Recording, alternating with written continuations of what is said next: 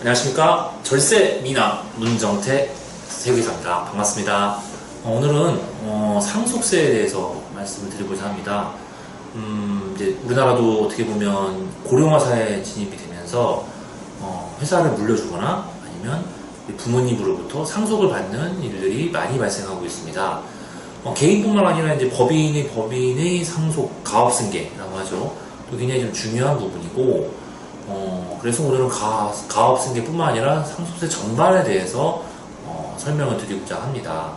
일단 좋은 사례도 있고, 나쁘었던 사례도, 즉 세금 폭탄 같은 사례겠죠. 그런 것도 설명드리고, 중요한 거는 약간의 팁 같은 거 좀 설명을 드려서 여러분들이 상속세 절세하는 데 도움이 될 수 있도록 하겠습니다.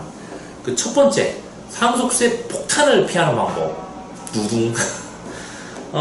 A 회사의 오 사장님이 예전에 이제 상속세 관련해가지고 엄청나게 세금을 좀 많이 맞으셨다고 하네요. 저희한테 상담을 왔을 때는 이미 상속세가 부과가 돼서 세금을 납부해야 되는 상황이었는데, 세금을 납부해야 되니까 회사에 돈이 없잖아요. 그러다 보니 은행에 대출을 받을 수밖에 없었습니다.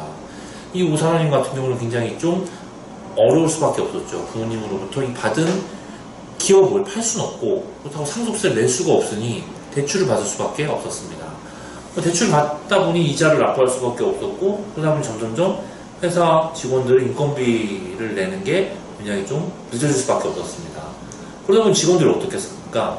굉장히 좀 불평, 불만이 높아지고 나중에는 회사를 떠나는 일이 많아졌다고 합니다. 참 안타깝죠. 그래서 이 오 사장님 같은 경우는 스트레스를 받다가 지병인 이제 당뇨가 좀 더 악화돼가지고 회사 운영에도 굉장히 큰 차질을 있을 수밖에 없었습니다. 그러니까 우리 사람들도 상속세 금액이 이제 그래 세금 해봤자 얼마 되겠어 라고 생각하는데, 상속세 같은 경우는 세율이 굉장히 40% 이상, 거의 반 이상을 세금으로 내야 하기 때문에 항상 주의를 하셔서 절세 방법을 찾으셔가지고 회사를 잘 지키시기 바랍니다. 그 다음에 이제 상속세, 이제 두 번째 사연입니다. 두 번째는 어떻게 보면 이게 상속세 절세 팁인데, 우리 사장님들이 가장 요거를 좀 많이 이용을 하셔야 될 게, 우리 부모님이 이제 한 분이 돌아가셨다. 그러면 이제 배우자가 계실 때의 얘기입니다. 배우자가 있을 때 보통 자식분들이랑 배우자, 즉 어머니나 아버지 쪽일 될 수도 있죠. 배우자 지분을 이렇게 나누어서 보통 7분의 3이 이제 배우자 지분인데, 요거를 같이 나누어서 이제 법정 상속 비율을 가지고 갑니다. 그럴 경우에 이제 상속 공제 비율이 굉장히 좀 낮아지는 경향이 있습니다. 왜냐하면 배우자 공제는 최대 30억까지 공제가 가능하기 때문에 요거를 잘 활용하시면은 배우자분한테 다 몰아주시고 법정 상속 비율을 배우자를 통해서 공제를 많이 받으신 다음에, 어차피 나중에 그 또 배우자분이 돌아가시면 자식들에게 또 상속세가 부과가 되겠지만, 그래도 최초의 상속세 재산을 물려받으실 때 상속세를 조금이라도 줄이려면 배우자 공제를 받으셔야 된다.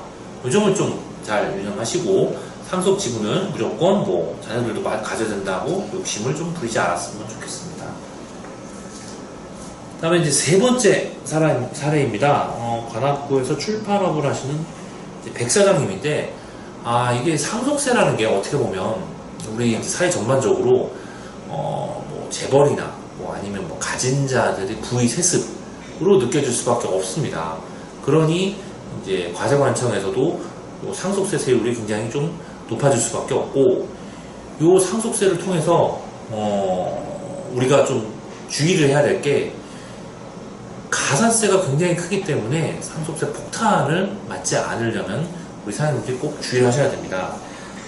이 백 사장님께서도 어떤 사례였냐면, 상속세를 절세를 하려는 게 아니라 탈세를 하려고 재산을 누락을 신고하셨습니다. 이제 그러면 안 되는데, 하여튼 그러셨습니다. 그래서 안 걸리겠거니 했다가 나중에 이제 조사가 나와서 보니까 엄청난 상속 재산이 탄로가 됐다는 걸 세무서에서 알게 됐죠. 그래서 상속세 본세뿐만 아니라 가산세까지 뚜둑이 맞아가지고 이 백사장님 같은 경우는 나중에 회사를 폐업까지 할 수밖에 없었습니다. 왜냐하면 상속세 내느라고 거의 회사 운영을 하지 못했기 때문입니다. 그러니까 우리 사장님들도 어떻게 보면 이런 사례가 발생하지 않도록 꼭 주의를 하셔야 되고요. 나중에 이 백 사장님은 원래 아들한테 물려주려고 다 이렇게 만반의 준비를 하셨는데 회사를 폐업했으니 물려줄 수가 없었죠. 자기 아버지, 즉 뭐 할아버지겠죠. 아버지로부터 물려받은 이 우리 소중한 기업을 결국에는 그 다음 후대에게 물려주지 못하는 상황이 발생할 수밖에 없었습니다. 우리 사장님들도 그런 사례가 발생하지 않도록 꼭 운영을 하시고요. 어떻게 보면 세금은 적법하게 신고를 해서 부의세습이라는 오명을 받지 않고 그 다음에 가산세도 내지 않는 절세안을 찾으셔야 합니다. 그리고 상속세 절세 방안은 여러 가지가 있기 때문에 우리 사장님들도 잘 연구하셔가지고 우리 세금을 절세하는데 도움이 되시기 바랍니다. 이상으로서 상속세에 대해서 마치고요. 세무 절세 미나 문정태 세무사였습니다. 감사합니다.